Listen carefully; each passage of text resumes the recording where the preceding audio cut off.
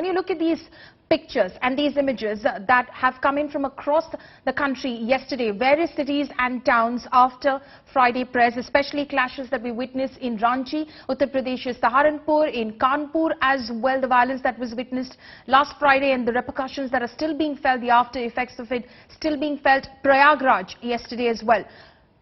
Do they appear to you as spontaneous or do they appear to you as pre-planned, sir? Well, a little that I have understood by looking at those footages, it is evident that there is a huge gap between the so-called provocation for agitation and the actual incidence of agitation. So any spontaneous act happens immediately, not after a gap of a week and so on. So it's evident that, there were people who were conspiring, designing, and then in a very calculated, cold-blooded manner they have executed their plans. And it is evident across the country because they seem to be networked with each other. There's no doubt about that. Okay.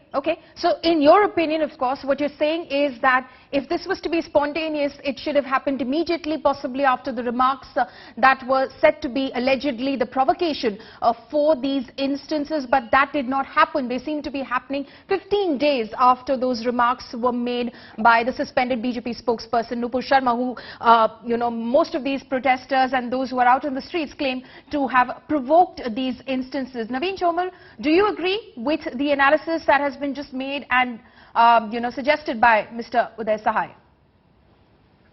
I fully agree with him. In fact, I have to add something more to it.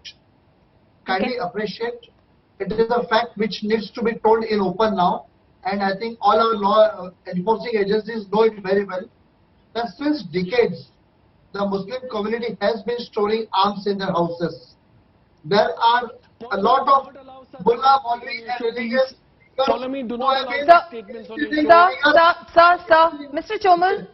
Chomal, you're saying the entire community. You're referring to the entire community, which is the objection that Abbas is raising as well. The entire community, are you saying? He can deny, there is no doubt about it. But are you actually saying the entire Muslim community? Yes. There may be exceptions. I'm not saying that now, but a large section of the community has been working under the fear being instilled by their mullah maulvis that they have to fight.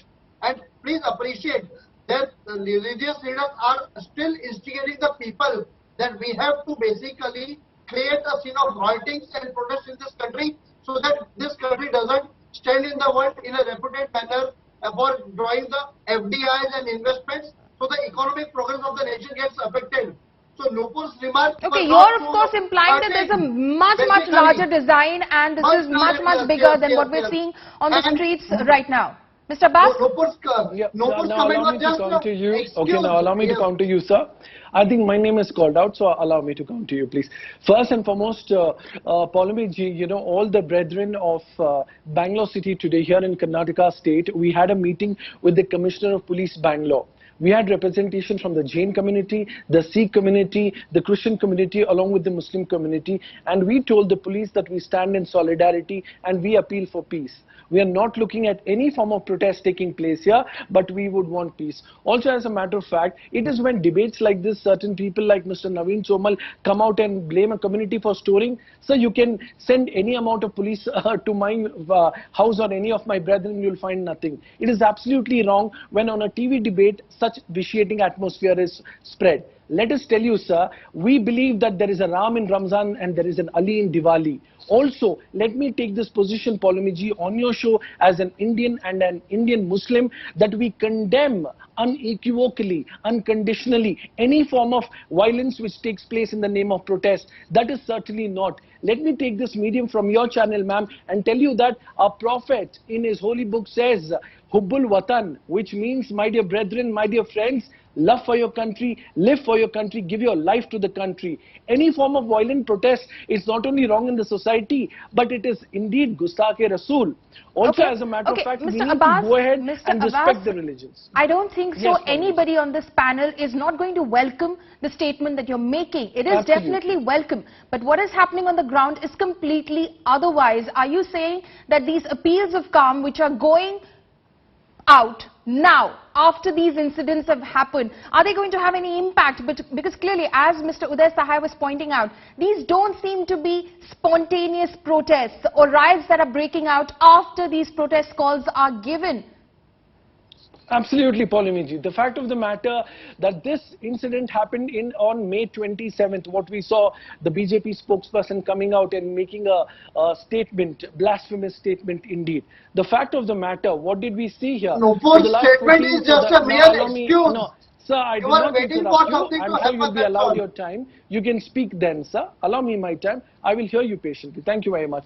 The fact of the matter is we certainly know the FIR was placed. Why did it take place? We need to understand, Paulamiji, when Indian Muslims raise their voice, this government, it falls on deaf ears. But when we saw Arab nations like Qatar, Oman, Kuwait, Iran summoning the Indian envoys or the ambassadors, then we see a certain FIR coming through. The fact of the matter is FIR should have been raised much before. But they've been launched. Okay, you can keep debating, Mr. Abbas. You can keep debating about the fact that whether those FIRs were indeed going to be lodged earlier or they have come under pressure from the Arab world backlash or whatever. Why is it now that people who are stepping out on those streets are in fact now indulging in arson, indulging in vandalism, indulging in violence, which has in fact claimed 2 lives in Ranchi? Paulamiji, let me tell you, I was on a call with a dear friend of mine who just came back from Ranchi, and he did mention to me that 2 of innocent lives have been lost. This is completely uncalled for. That is the precise reason why when I spoke to the Commissioner of Police, Bangalore, now allow me to complete, sir. You'll have your time. I'm making a statement. Okay, Mr. Abbas, please complete so that Mr. Chomal can come in. Please complete. Okay, so yeah, allow me to complete. Thank you very much. The fact of the matter is, anywhere the violence happens, innocent people die. Therefore, the community needs to understand that no amount of violence is going to help. Only peace, brotherhood, happiness is going to help. So therefore, through your medium, let me also take the onus and responsibility to all our young brethren and everyone out there to please do not entail in any form of violence. Have faith in law and order. This will take its course and there will be betterment of society. Because we need to understand. Okay, so you're making that appeal. You're making that appeal to the community. But जो करता बुराई वो इंसान बुरा है.